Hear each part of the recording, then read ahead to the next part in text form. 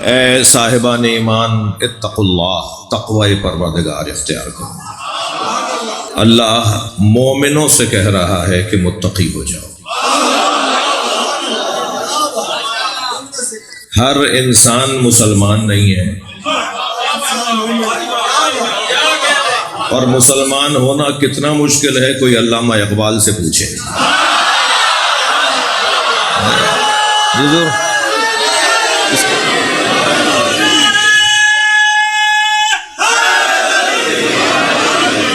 اقبال کہتے ہیں یہ شہادت لا الہ الا اللہ محمد الرسول اللہ، یہ شہادت گہے الفت میں قدم رکھنا ہے۔ لوگ آسان سمجھتے ہیں مسلمان ہونا۔ اگر آپ کی توجہات میرے ساتھ ہیں، کلمہ پڑھنے والے کون کون تھے یہ کوئی اور ڈھونڈے، کلمہ بچانے والے آل علی ہیں۔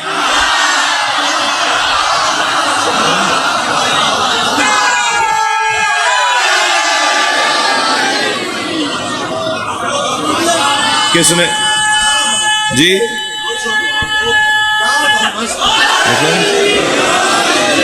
کلمہ کس نے پہلے پڑھا یہ ہمارا موضوع ہی نہیں ہے، کلمہ کس نے بعد میں پڑھا یہ موضوع بھی آپ نے ہمیں بتایا ہے کہ بچوں میں کس نے پڑھا، عورتوں میں کس نے پڑھا، بوڑھ ہونے میں کس نے پڑھا، یہ ہمارا موضوع نہیں ہے۔ ہمارا موضوع تو یہ ہے کہ کلمہ بچایا کس نے۔ یہ شہادت گہے الفت میں قدم رکھنا ہے۔ لوگ آسان سمجھتے ہیں مسلمان۔ یہ بچہ یہ جوان کبھی کبھی مجھ جیسے لوگوں کو مجلسوں میں آتے جاتے رستے میں روک لیتا ہے، کب تک مارے جائیں گے، کب تک ہمیں جو نوکریوں سے نکالا جائے گا، کب تک ہمیں ان پریشانیوں کا سامنا کرنا پڑے گا، کب تک ہمیں مصیبتیں برداشت کرنا پڑیں گی۔ پاکستان میں کبھی حالات بہتر ہوتے ہیں تو سعودی عرب میں حالات خراب رہتے ہیں، امارات سے نکالا جا رہا ہوتا ہے، صرف نام اگر علی عباس ہو تو نکال دیا جاتا ہے، یہ پوچھتے ہی نہیں ہے تم سنی ہو یا شیعہ۔ یعنی یہاں تو بات کردار کی تو بعد میں آئے گی، یہاں نام پر سزا دی جا رہی ہے۔ پھر پوچھا جاتا ہے کب تک ایسا ہوتا رہے گا، ہماری 20 سال کی نوکری تھی ایک لمحے میں ختم کر دی، ہمیں اس ملک سے نکال دیا، ہمارا ویزا کینسل کر دیا، یہ کب تک ہوتا رہے گا؟ تو میں ان بچوں کو جوانوں کو جواب دیتا ہوں کہ جب تک تمہارے گھروں کی چھتوں پہ علم لگا ہوا ہے،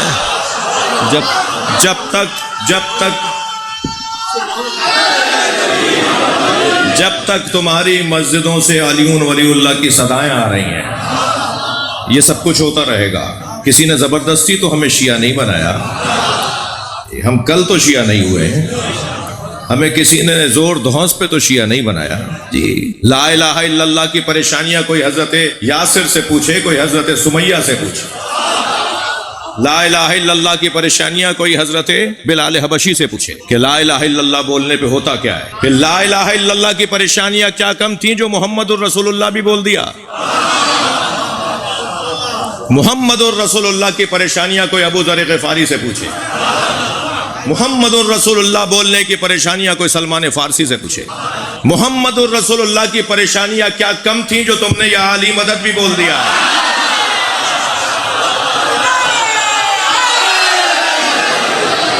علی ولی اللہ کی آوازیں بھی بلند ہو گئیں۔ تو یہ تو ہم نے مصیبتیں خود مول لی ہیں بھائی۔ یہ جو مجمع بیٹھا ہے نا میرا سنی شیعہ مجمع، مولائی مجمع، جی مجھے ایک بڑی تعداد اہل سنت سننے آئی ہوئی ہے۔ یہ جو سنی اور شیعہ جو اس وقت مولائی مجمع بیٹھا ہے، اچھا یہ تو طے ہے نا کہ جو بھی مجلس میں آ گیا چاہے وہ کوئی بھی ہو ہے ہمارا۔ در حسین پہ ملتے ہیں ہر مزاج کے لوگ، شاعر کہتا ہے در حسین پہ ملتے ہیں ہر مزاج کے لوگ، یہ دوستی کا وسیلہ ہے دشمنی کا نہیں۔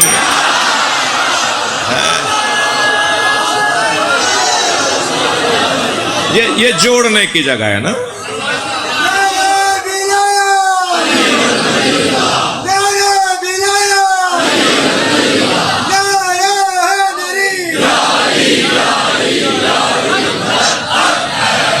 پھر مجھے دو مصرے اور یاد آ رہے ہیں عباس زیدی صاحب کے، وہ کہتے ہیں کہ یہ کس نے کہہ دیا کہ ہماری ہے کربلا۔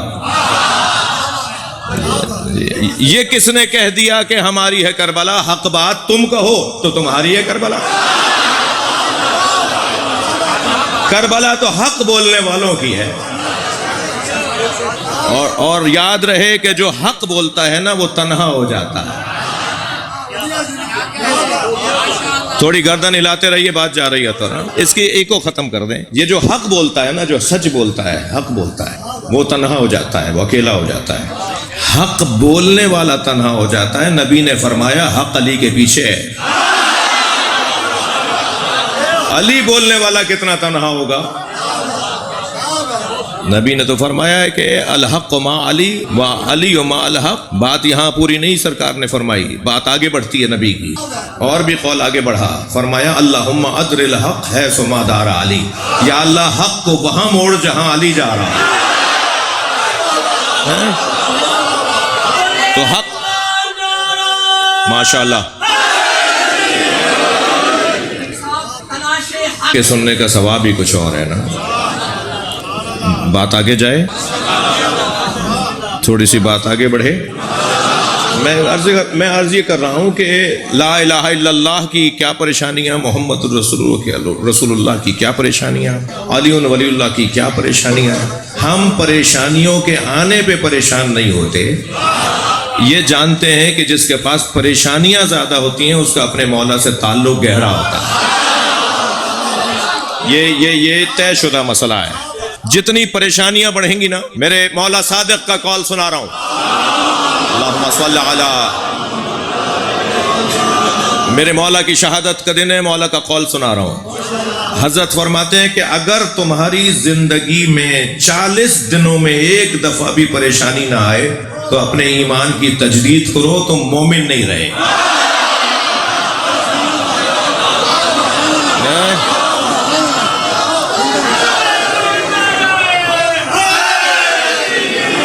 وہ مومن ہی نہیں ہے جس کی زندگی میں کم سے کم 40 دنوں میں ایک دفعہ پریشانی نہ آئے. ہاں، اگر میں اس قاعدے کے مطابق ان بچوں کو نصیحت کروں کہ کبھی اگر 40 دن گزر جائیں اور کوئی پریشانی نہ آئے تو پھر تلاش کرو پریشانی کو. وہ کوئی اور ہوں گے جو پریشانیوں سے بھاگتے ہوں گے. یہ جو مجمع ہے نا، یہ پریشانیوں کو بھگانے والا ہے. حوصلے سے، ہمت سے، شجاعت سے، بہادری سے رہنے والے. چھوٹی چھوٹی باتوں پہ اول فول بکنے والا علی والا نہیں ہوتا.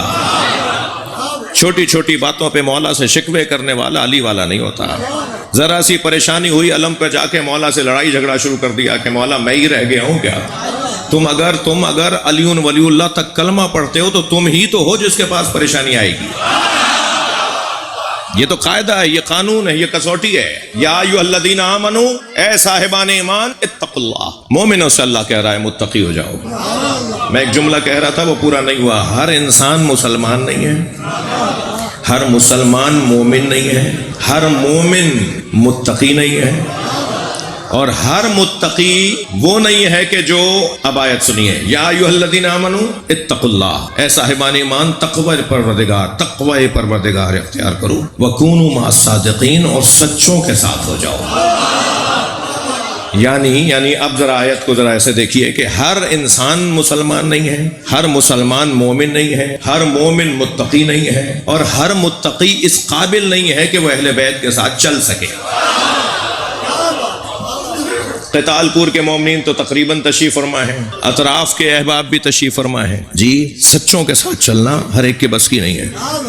مولا حسین کا جو قافلہ مدینہ سے مکہ اور مکہ سے کربلا گیا تھا نا، وہ آج بھی چل رہا ہے. یہ بار بار جو مجلس ہوتی ہے نا، اس قافلے میں شرکت کا اعلان ہو رہا ہوتا ہے. ہم امام حسین کے قافلے میں شریک ہونے آئے ہوئے ہیں اس وقت. تو امام نے رستے میں جب مکے سے مدینہ تشریف، معاف کیجیے گا، مکے سے کربلا تشریف لے جا رہے تھے، یعنی مدینے سے مکہ آ گئے، مکے سے آپ کربلا جا رہے ہیں، تو رستے میں حضرت نے خطاب ارشاد فرمایا. ویسے تو مجموعی طور پر حضرت کے 52 خطبے ہیں جو مدینہ منورہ سے مکہ، مکہ سے کربلا، اور کربلا میں آنے کے بعد 8 دنوں میں حضرت نے جو خطاب کیے ہیں وہ 52 خطاب ہیں. 52 خطبے ہیں جو حضرت کے ہیں. ان خطبوں میں ایک خطبے میں میرے اس وقت مضمون میں ایک جملہ ہے ہے. حضرت فرماتے ہیں من کانا بادلن فینا، مولا حسین کا فرمان ہے اسے اپنے امام بارگاہوں میں بھی تغرا بنوا کے لگوائیے، اپنے آفسوں میں بھی لگوائیے، خاص طور پہ مسجد امام بارگاہوں میں ضرور لگوائیے. اس لیے کہ ہمارے یہاں ایک بڑی بہت مشکل یہ مصیبت یہ ہے کہ جو لوگ کہتے ہیں نا کہ سیاست دین سے جدا ہے، وہی لوگ امام بارگاہوں میں زیادہ سیاست کرتے ہیں، وہی لوگ مسجدوں میں زیادہ سیاست کرتے ہیں، وہی لوگ ماتمی انجمنوں میں زیادہ سیاست اور کہتے ہیں دین اور سیاست جدا ہے. اب انہیں امام حسین نے کوئی رہنمائی فرمائی ہے. امام فرماتے ہیں من کانا بادلن فینا فلیرحل معنا، جو اپنی ذات سے ہاتھ اٹھانے کو تیار ہے وہ مجھ حسین کے ساتھ چلے. ہم تو اپنی ذات کے اتنے اسیر ہیں کہ اگر میرا نام ہے سید شہنشاہ حسین نقوی، میرے اس مختار راجہ نے اگر میرا نام اشتہار پہ لکھوا دیا سید شہنشاہ حسین کاظمی، تو میں اسی پہ ان سے ناراض ہو جاؤں گا، بھائی میں تو نقوی ہوں، تم نے کاظمی کیوں لکھوا دیا؟ ہم تو چھوٹی، اس نے سلام نہیں کیا، اس نے میرے لیے کرسی نہیں چھوڑی، اس نے مجھے اپنی جگہ نہیں بیٹھنے دیا. چھوٹی چھوٹی باتوں پر میں ان بچوں جوانوں سے کہہ رہا ہوں 3 لوگوں کو تو یا علی مدد بولنا ہی نہیں چاہیے. سب سے پہلا جسے یا علی مدد بولنے سے پہلے 6 دفعہ سوچنا چاہیے. کسے نہیں بولنا چاہیے؟ بزدل کو.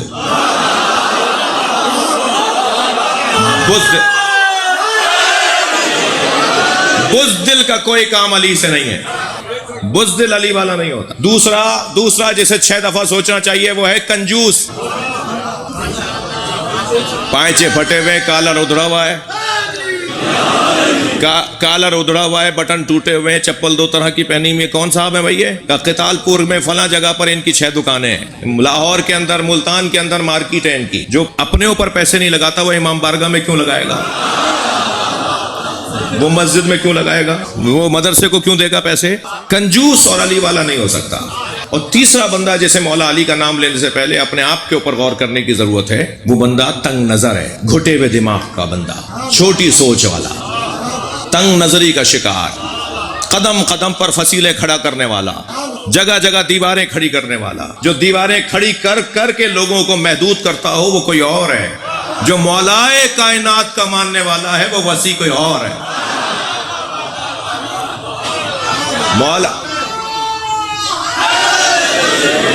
مولا مانتے ہیں کائنات کا اور خود قتال پور کی دوسری گلی میں نہیں جاتے، خود ملتان کے فلاں محلے کی مجلس میں نہیں جاتے، خود جو ہے وہ لاہور کے فلاں علاقے کے اندر فلاں امام بارگاہ میں قدم نہیں رکھوں گا. اور مانتے ہیں مولا کائنات. جو کائنات کے مولا کو مانتے ہو نا، ان کا دماغ چھوٹا نہیں ہوتا، ان کا دماغ وسیع ہوتا ہے. بزرگ مجھے معذرت قبول کر لیں، میں بزرگوں کے لیے تو مجلس پڑھتا بھی نہیں ہوں، بزرگوں سے تو دعا لینی ہے، ان بچوں کے لیے مجلس پڑھ رہا ہوں. یہ اگر آج سے ہی دماغ میں بٹھا کے چلے گئے نا کہ چھوٹے دماغ والا علی والا نہیں ہوتا، تو یہ چھوٹی چھوٹی باتوں میں لڑنا یا جھگڑنا ہی بند کر دیں گے.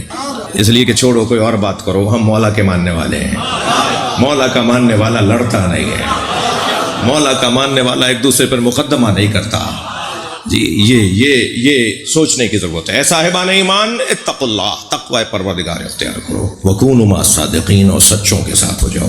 سچوں کے ساتھ چلنا مشکل کام ہے اور اس کی آمادگی کو مجلس کہتے ہیں. ہم اس وقت سچوں کے ساتھ چلنے کی ٹریننگ میں اور تربیت گاہ میں آئے، سچوں کے ساتھ چلنے کی مشق کرنے کے لیے آئے. جو مولا حسین کی خاطر تنگ جگہ پر نہیں بیٹھ سکتا، وہ حسین کی خاطر جان کیا دے گا؟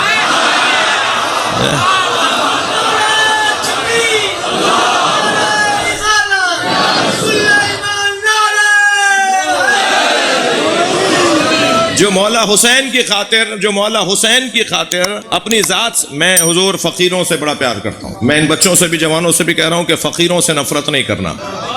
اگر کم سے کم آپ کو کوئی پھٹے ہوئے حلیے میں نظر آئے، اس سے الجھ کر بات نہیں کرنا، کیونکہ اللہ نے اپنے ولیوں کو فقیروں میں چھپایا ہوا. کیا معلوم جس کے کپڑے سادے سے ہیں وہی اللہ کا ولی نکلے. اور خبردار، کپڑوں کی بنیاد پر کسی کا احترام نہیں کرنا. وہ جو مہنگا کپڑا پہن کر آیا ہے، کیا معلوم وہ علاقے کا یزید ہو.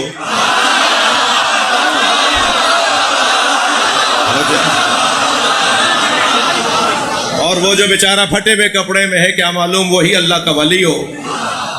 تو کسی سے نفرت نہیں کرو. میں ان بچوں جوانوں سے کہہ رہا ہوں جی، شیعہ سے تو نفرت ویسے ہی نہ کرے، شیعہ سنی سے بھی نفرت نہ کرے جی. اور شیعہ سنی سے نفرت تو ویسے ہی نہ کرے، شیعہ کسی انسان سے ہی نفرت نہ کرے.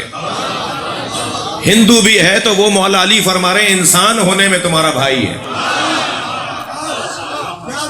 عیسائی بھی ہے تو مولا علی فرما رہے ہیں وہ تمہارا انسان ہونے میں بھائی ہے۔ اے مالک اشتر، دو طرح کے بھائیوں کا تمہیں سامنا کرنا پڑے گا مصر میں۔ مولا نے فرمایا ہے مالک، گورنر بنا رہے ہیں مالک کو، دو طرح کے بھائیوں کا تمہیں سامنا کرنا پڑے گا مصر کے اندر۔ اما اخ لک فی الدین، جو تمہارے دینی بھائی ہوں گے، تمہاری طرح کلمہ پڑھتے ہوں گے، تمہاری طرح نماز پڑھتے ہوں گے، او اخ لک فی الدین او نذیر لک فی الخلق، یا تمہارے جیسے ہونے میں، انسان ہونے میں بھائی ہوں گے۔ تو نفرت کسی سے نہیں کرنی، سچوں کے ساتھ ہو جاؤ۔ سچوں کے ساتھ چلنا بہت مشکل ہے بھائی، مگر کام تو کرنا ہی وہ ہے جو مشکل ہو۔ آسان کام کرنا کون سا ہنر ہے؟ تھک تو نہیں رہے میری باتوں سے؟ آسان کام کرنا کون سا ہنر ہے؟ کام کرنا ہی وہ ہے جو مشکل کام ہو۔ پھر ان جوانوں اور بچوں سے کہہ رہا ہوں کہ علی مولا کا جو چاہنے والا جوان ہے نا، خاص طور پر میرے مولا صادق جوانوں سے متعلق فرماتے ہیں، ایک جوان کو حضرت نے دیکھا تو حضرت نے فرمایا کیا کرتے ہو؟ ایک جوان کو حضرت صادق نے دیکھ کے فرمایا کیا کرتے ہو؟ کہنے لگا کچھ نہیں کرتا۔ حضرت نے فرمایا ہم اہل بیت کو وہ جوان پسند نہیں ہے جو فارغ رہتا ہو۔ فارغ رہنے والا جوان ائمہ کو پسند ہے۔ مولانا سیمسٹر ختم ہو گیا، اب دوسرا سیمسٹر کسی وجہ سے لیٹ ہو رہا ہے، 4 مہینے بعد دوسرا سیمسٹر شروع ہوگا۔ یہ 4 مہینے کا جو گیپ ہے نا، یہ چوکوں پہ، روڈوں پہ، ٹھیوں پہ، ٹھیلوں پہ، بیٹھکوں میں گزارو نہیں، یہ بیٹھکوں میں نہیں گزارو۔ یہ 4 مہینے کا کوئی کورس تلاش کر لو کہ اس 4 مہینے میں کون سی زبان میں سیکھ سکتا ہوں، کون سا جا کر میں کورس کر سکتا ہوں، کون سی جا کے تعلیم حاصل کر سکتا ہوں۔ کچھ نہیں، کم سے کم میں 4 مہینے میں جا کے کھیت کے اندر ہل چلا کے دیکھوں کہ زمینداری کیسے ہوتی ہے۔ فارغ رہنے والا علی والا نہیں ہوتا۔ اور خاص طور پہ جوانوں سے میرے مولا صادق فرما رہے ہیں ہمیں وہ جوان اچھا ہی نہیں لگتا جو فارغ رہتا ہو۔ مضمون اپنا شروع کرنے جا رہا ہوں۔ یوں تو میرے عزیزو یہ سارا گھرانہ سچوں کا گھرانہ ہے، یہاں کا بچہ بچہ سچا، اور ان کے حق پر ہونے کی دلیل ہی یہ ہے کہ یہ سب سچے ہیں۔ ان کے سچے ہونے کی ہی دلیل یہ ہے کہ یہ حق پر ہیں، یہی حق ہے۔ سب سے اہم ترین عنوان ہے صداقت۔ صداقت کی چند قسمیں ہیں: صداقت بے اعتبار خبر، صداقت بے اعتبار وعدہ، صداقت بے اعتبار عہد۔ اگر میں نے جو دیکھا وہی آ کر بتاؤں من اور ان تو اسے کہیں گے صداقت بے اعتبار خبر۔ صداقت بے اعتبار وعدہ، میں نے آج کا وعدہ کیا تھا، آپ نے آج کا وعدہ کیا تھا، آپ اور میں آ گئے، یہ صداقت بے اعتبار وعدہ ہے۔ صداقت بے اعتبار عہد، ہم نے لا الہ الا اللہ محمد الرسول اللہ علی ولی اللہ پڑھ کر اللہ سے، رسول اللہ سے اور علی مولا سے عہد کیا ہے۔ ہم اللہ کے عہد کو پورا کریں، ہم رسول اللہ کے عہد کو اپنے درمیان جو اور ان کے درمیان ہم نے باندھا ہے اسے پورا کریں، ہم نے مولا علی سے جو عہد باندھا ہے علی ولی اللہ پڑھ کر اسے پورا کریں۔ یہ ہے صداقت بے اعتبار عہد۔ سب سے آسان سزا صداقت ہے صداقت بے اعتبار خبر۔ جیسا دیکھا ایسا ہی بیان کر دیں، جیسا دیکھا ایسا ہی بیان کر دیں۔ مگر عزیزان گرامی، اس آسان ترین صداقت کو اگر تھوڑی دیر ہی غور کر لوں میں تو سب سے زیادہ مشکل یہی لگتی ہے۔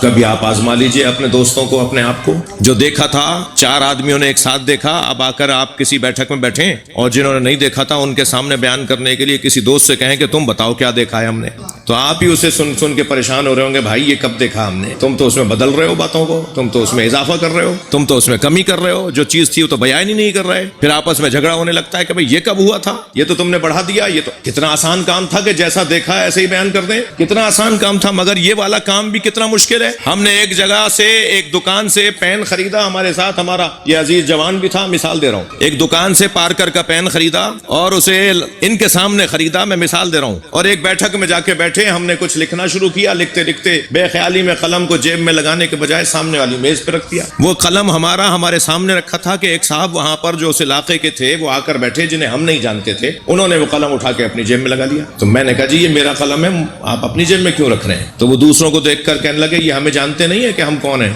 ہم نے کہا بھائی آپ کوئی بھی ہوں، یہ قلم ہمارا ہے۔ پھر جب ہم نے زیادہ بحث کی تو کہنے لگے کوئی انہیں بتائے کہ ہم سے ٹکر لینے کے نقصان کتنے ہیں۔ ہم نے کہا صاحب یہ والی باتیں بعد میں کیجیے گا، قلم ہمارا دیجیے۔ تو وہ ذرا الجھنے لگے، تو میں نے اپنے دوست سے کہا، میں نے کہا تمہارے سامنے تو خریدا تھا، یہ میرا ہے یا نہیں بتاؤ، یہ میں نے تمہارے سامنے دکان سے خریدا تھا، انہیں بتاؤ یہ میرا قلم ہے۔ تو وہ ان کو کچھ کہنے کے بجائے مجھے کہہ رہے ہیں مولانا اور لے لیجیے گا۔ بھائی میں اور لے لوں یہ میرا مسئلہ ہے، تم بھی تو سچ بتاؤ۔ کتنا مشکل ہے صداقت بے اعتبار خبر. جو دیکھا اسی کو بیان کر دینا کتنا مشکل کام ہے.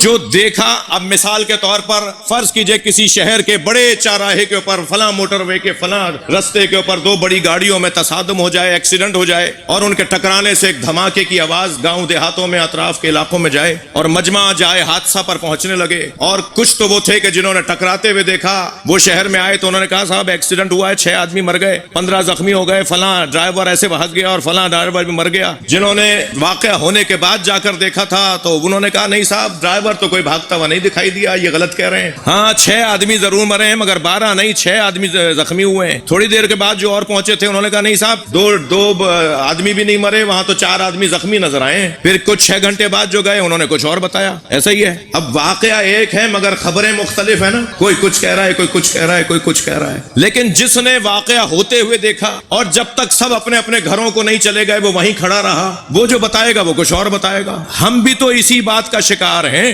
کوئی نبی کے 2 سال کا ساتھی ہے، کوئی نبی کے 4 سال کا ساتھی ہے.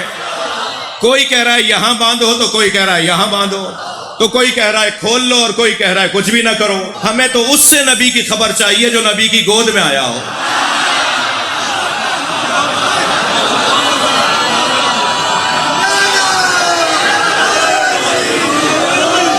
اور اس وقت تک نبی کو چھوڑ کر نہ گیا ہو جب تک غسل و کفن نہ دے دیا. کون بتائے گا واقعے کی خبر؟ کون بتائے گا خبر کے مطابق واقعہ؟ وہی بتائے گا جس نے سارے حالات دیکھے ہوں. اب عزیزان گرامی بڑا لطیف جملہ مولا علی کا آپ کو ہدیہ کر رہا ہوں. مولا فرماتے ہیں سمعت رنتن حین نزل الوحی، جب نبی پہ وحی نازل ہوتی تھی تو میں رونے کی آواز سنتا تھا. تو میں نے ایک دن کہا یا رسول اللہ ما ہذہ الرنہ، یہ رونے کی آواز کیسی ہے؟ کون روتا ہے جب آپ پر وحی آتی ہے؟ تو سرکار نے فرمایا ھذا الشیطان، یہ شیطان ہے جو روتا ہے جب مجھ پر وحی آتی ہے. یہ کہہ کر نبی نے مجھے دیکھا اور کہا یا علی انت تسمع ما اسمع ترى ما ارى ولكن لست بنبی. یا علی جو میں دیکھتا ہوں وہ تم دیکھتے ہو، یا علی جو میں سنتا ہوں وہ تم سنتے ہو. فرق یہ ہے کہ میرے بعد کوئی نبی آنے والا نہیں ہے. کون بتائے گا کہ حقیقت کیا تھی؟ واقعے کے مطابق خبر وہ دے گا کہ جس نے واقعہ ہوتے ہوئے گزرا ہوگا. عزیزان گرامی شاہد اور ہے شہید اور ہے. گواہ شاہد بھی ہے، گواہ شہید بھی ہے. مطابق واقعہ خبر دینے والا موجود مکان پر ہو یہ بھی گواہی دے گا، اور کچھ وہ بھی ہوتے ہیں جو مکان پر موجود نہیں ہوتے مگر گواہی پکی ہوتی ہے. توجہ ہے نا؟ اس کی گواہی کو بھی قرآن نے گواہی کہا ہے. شہدہ شاہد من اہلہا، زلیخا کی بہن کا بچہ جو بولتا نہیں تھا، ماں کی گود میں دودھ پیتا بچہ تھا. مولا علی نبی کی گود میں قرآن سنائے تو تمہیں سمجھ میں نہ آئے، اور زلیخا کی بہن کا بچہ اپنی ماں کی گود میں یوسف کی گواہی دے تو سمجھ میں آ جائے. توجہ ہے اب رات کے بھائی. حضرت یوسف کی پاک دامنی کی گواہی اس بچے نے دی جو نبی رسول امام نہیں تھا، عام بچہ تھا. زلیخا کی بہن برابر والے کمرے میں ٹھہری ہوئی تھی، بہن سے ملنے آئی ہوئی تھی. واقعہ گزرا، حضرت یوسف کو اپنے کمرے میں بلایا. حضرت یوسف اپنی جان بچا کر نکلے، اپنی آبرو بچا کر، اپنا تقوی بچا کر، اپنی عفت عصمت بچا کر. تو دروازوں پہ تو باہر سے تالے ڈلے ہوئے تھے، مگر جو اللہ پہ توکل کر کے نکلتا ہے نا تالے اسی کے لیے ٹوٹتے ہیں. تالے ٹوٹتے چلے گئے، دروازے کھلتے چلے گئے، مگر 7واں دروازہ جب آیا تو اس کے پیچھے بھی تالا تھا. جس اللہ نے 6 تالے توڑ دیے تھے وہ 7واں بھی توڑ دیتا، مگر وہ تالا ٹوٹا. مگر کیسے ٹوٹا کہ زلیخا یوسف تک پہنچ گئی اور حضرت یوسف کو پکڑنے کے لیے ان کے گریبان تک ان کے کپڑوں تک ان کا ہاتھ گیا، اور وہ آگے جا رہے تھے، وہ کھینچ رہی تھی تو قمیض پیچھے سے پھٹ گئی. ایک سے ہی دروازہ کھل گیا، سامنے اس زلیخا کا شوہر کھڑا تھا. توجہ ہے؟ زلیخا کا شوہر عزیز مصر وہ کھڑا ہوا تھا سامنے ہی. تو اس نے کہا بھئی یہ کیا ہو رہا ہے؟ اس نے جب منظر دیکھا کہ یہ تو کچھ اور ہے تو کہنے لگا یہ کیا ہو رہا ہے؟ اب حضرت یوسف کیا بتائیں کہ کیا ہو رہا ہے، اس لیے کہ وہ یوسف اگر کہیں گے کہ میں نے کچھ نہیں کیا تو وہ اپنی بیوی کی مانے گا، حضرت یوسف کی تو نہیں مانے گا. تو اس نے اپنی ہی بیوی سے پوچھا تم بتاؤ یہ کیا ہو رہا ہے؟ تو اس نے کہا یہ میرے کمرے میں مجھ پہ حملہ کرنے آیا تھا. بالکل قصہ الٹا کر دیا. اگر میری آواز خواتین نہیں سن رہی ہیں تو آہستہ سے ایک جملہ کہوں، جب یہ متقی ہو جائیں نا تو آسیہ بن جاتی ہیں، ختیجہ بن جاتی ہیں. اور جب تقوی ان کے یہاں سے چلا جائے تو یہ نبیوں پر بھی الزام لگا دیتی ہیں.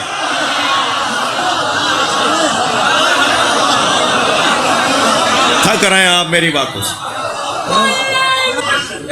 کہتی ہے یہ میرے کمرے میں آیا تھا. اب حضرت یوسف کیا بتائیں کہ مجھے تو اس نے بلایا تھا اور پھر میرے ساتھ اس نے اس ارادے کا اظہار کیا. سورہ یوسف پورا اسی واقعے کے اوپر ہے. مگر یوسف اس لیے خاموش کھڑے تھے کہ میری بات تو یہ مانے گا ہی نہیں. اور جو نبی اور رسول اور امام اور معصوم بنا کر بھیجا جائے نا تو بھیجنے والا ہی عصمت کی حفاظت کرتا ہے. ایک مرتبہ جب یہ شور شرابہ مچا، حضرت یوسف باہر آ رہے تھے، آوازیں بلند ہوئیں تو کنیزیں غلام جو ادھر ادھر بالکونیوں میں اور کوریڈورز کے اندر گھوم رہی تھیں وہ سب جمع ہو گئی. مجمع لگ گیا دربار کے لوگوں کا. برابر میں کمرے میں اس کی بہن ٹھہری ہوئی تھی اور وہ بچہ اپنا سلا چکی تھی. بچہ سو چکا تھا. جیسے یہ اٹھ کے جانے لگی تو وہ اٹھ کے روتا ہے. تو اس نے یہ سوچا کہ اگر میں اسے روتا چھوڑ جاؤں تو یہ میری ممتا کے خلاف ہے. بچہ جو اتنی دیر سے سو گیا تھا وہ دو چار منٹ اور سو جاتا، لیکن نہیں، اسے تو اللہ نے اٹھایا تھا نا. اب وہ روتے ہوئے بچے کو زلیخا کی بہن نے اپنی گود میں بھرا لیا اور اسے اٹھا کر روتے ہوئے بچے کو باہر آئی. باہر آ کر وہ بھی خاموش ہو گیا. گفتگو چل رہی ہے کہ قصور کس کا ہے. جب حضرت یوسف سے اس نے کہا یوسف بتاؤ یہ میری زوجہ کیا کہہ رہی ہے، تو انہوں نے کہا میری تو حفاظت کی ذمہ داری اللہ کی ہے، اللہ جانتا ہے کہ میں کیا ہوں. جیسے ہی حضرت یوسف نے یہ جملہ کہا تو وہ بچہ ماں کی گود سے بولا شہدہ شاہد من اہلہا ان قمیصہ قد من قبل. اگر یہ قمیص آگے سے پھٹی ہوئی ہے تو یہ سچ کہہ رہی. انہوں نے حملہ کیا ہے نا، انہوں نے حملہ کیا ہے تو آگے سے قمیص پھٹنی چاہیے. یہ قمیص پیچھے سے کیوں پھٹی ہے؟ اس کا مطلب ہے انہوں نے حملہ نہیں کیا. اب اس بچے نے دیکھا نہیں تھا مگر قرآن نے یوسف کا گواہ بنا دیا. توجہ چاہوں گا، اگر عام بچہ یوسف کی گواہی دے تو قرآن اسے گواہ کہتا ہے. سیدہ کے لیے حسنین گواہ بن کر گئے.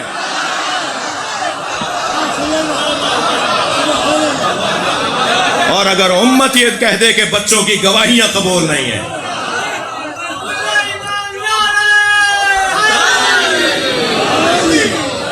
تھکے تو نہیں ہے میری باتوں سے؟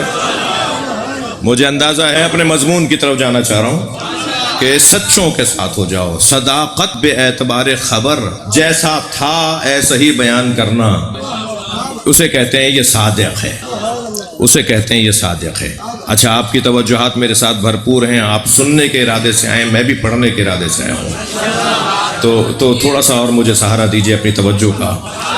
صداقت بے اعتبار خبر تو وہاں ہوتی ہے نا جہاں پہلے واقعہ گزرا ہو پھر خبر بنی ہو.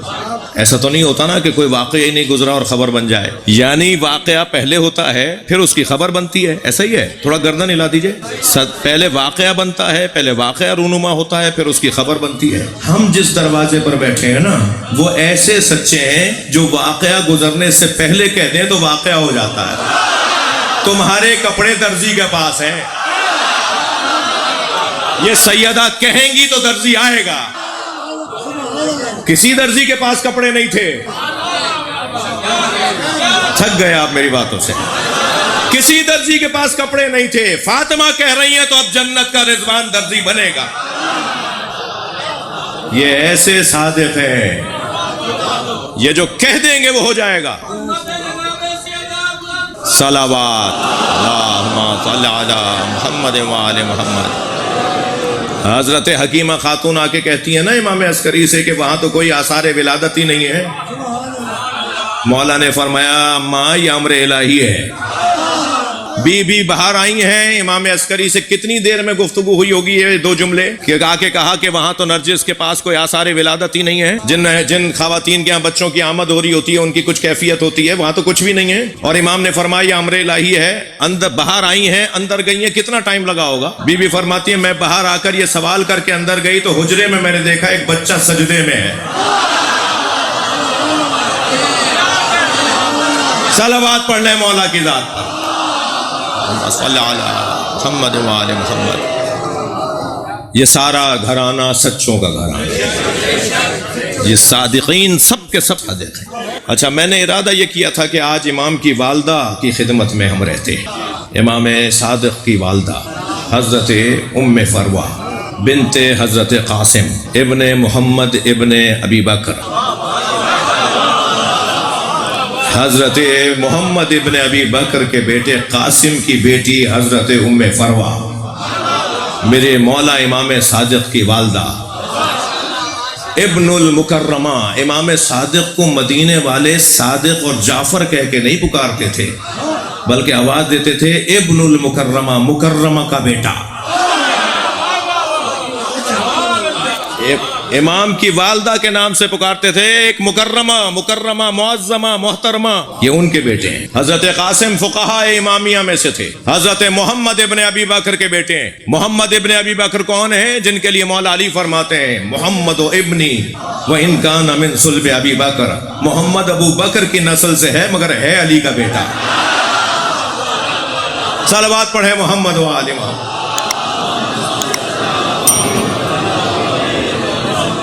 ایک صلوات اور ہدیہ کریں۔ ادھر آ جاؤ۔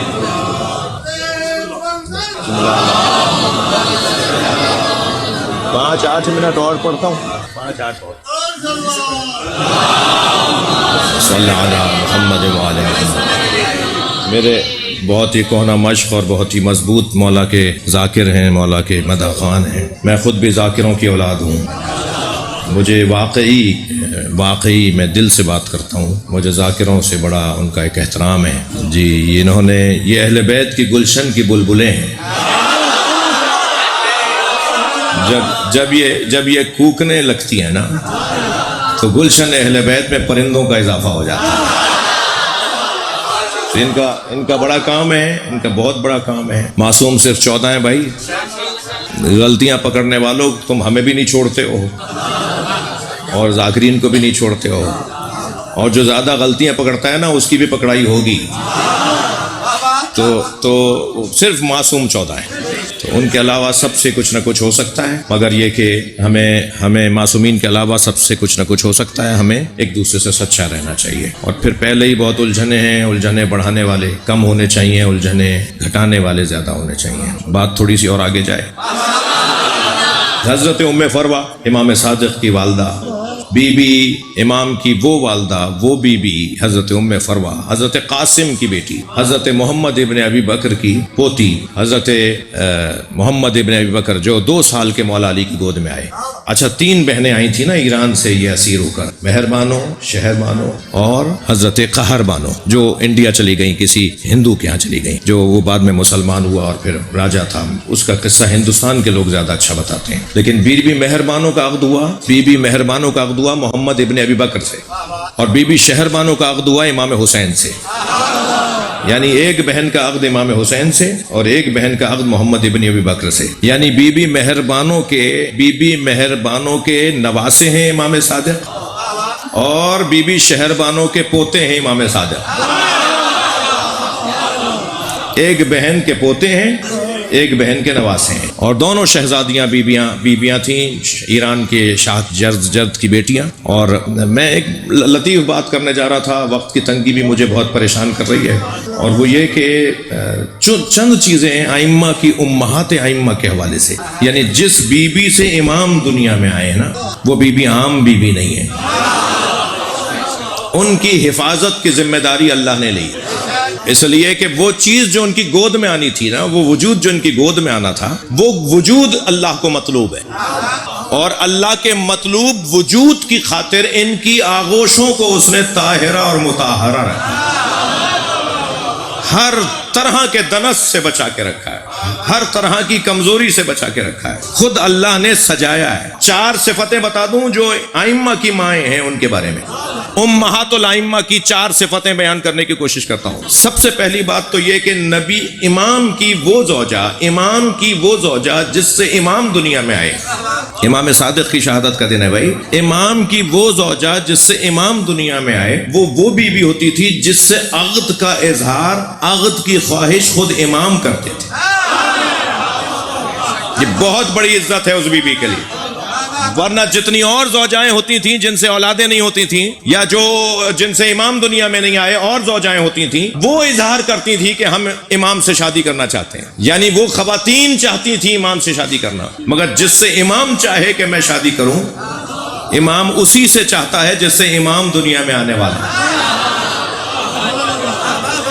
ایک تو یہ صفت ہے امہات الائمہ کی. دوسری صفت یہ ہے کہ یہ بیبیاں جب سے معاشرے میں متعارف ہوتی تھیں، کم سنی سے، آغوش سے، بچپنے سے عزیز و قارب پڑوسی پہچاننا شروع کرتے تھے، رشتہ دار جاننا شروع کرتے تھے، اسی وقت سے متقی تقیہ بیبیاں مشہور ہوتی تھیں. تقوی، پرہیزگاری، ہر چیز نہیں کھاتی، ہر ایک کے نہیں جاتی، ہر ایک سے نہیں بولتی،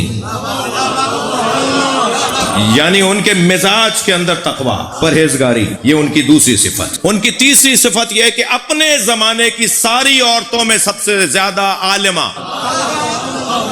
ان کے زمانے میں جو خواتین جی رہی ہوتی تھیں، رہ رہی ہوتی تھیں، ان خواتین میں سب سے بڑی عالمہ وہی ماں ہوتی تھی جس سے امام کو دنیا میں آنا تھا. لہذا کوئی کم بات نہیں ہے کہ امام باقر اپنی زوجہ کے لیے فرمائے، امام صادق کی والدہ کے لیے فرمائیں کہ اگر تمہیں کوئی شرعی مسئلہ پوچھنا ہے تو ام فروا سے پوچھو.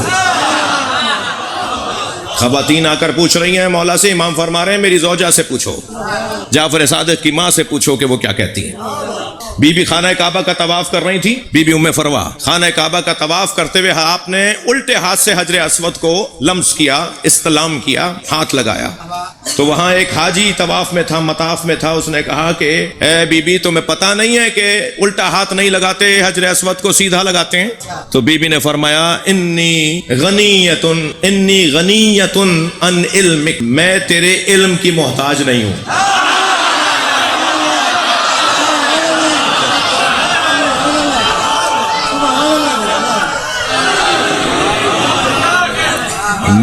میں تیرے علم کی محتاج نہیں ہوں. میں نے جب مولا بی بی کے اس فرمان کو پڑھا نا تو مجھے سمجھ میں آیا کہ طواف کرتے ہوئے اگر کوئی سیدھے ہاتھ سے حجر اسود کو ہاتھ لگائے گا، استلام کرے گا، تو وہ اپنا رخ موڑے گا، اور طواف کی حالت میں رخ موڑنے سے طواف باطل ہے.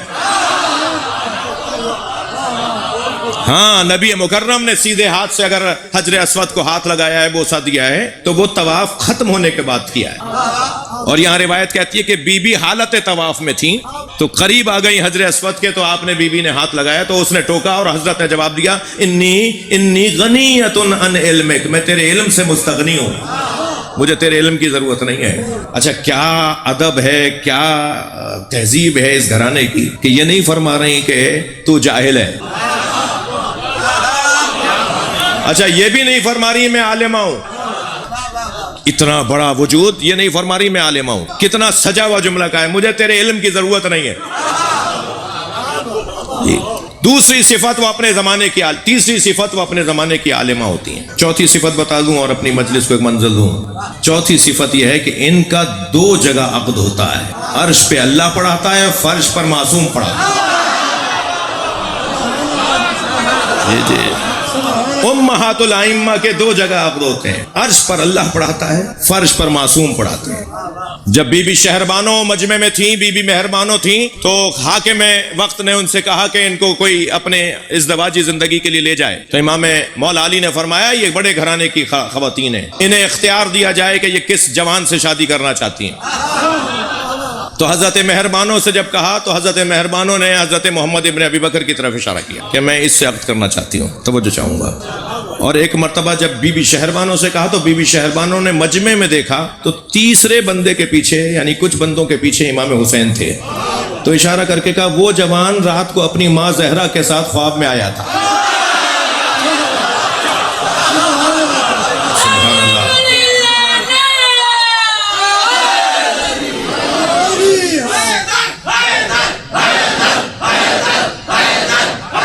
ماشاء اللہ،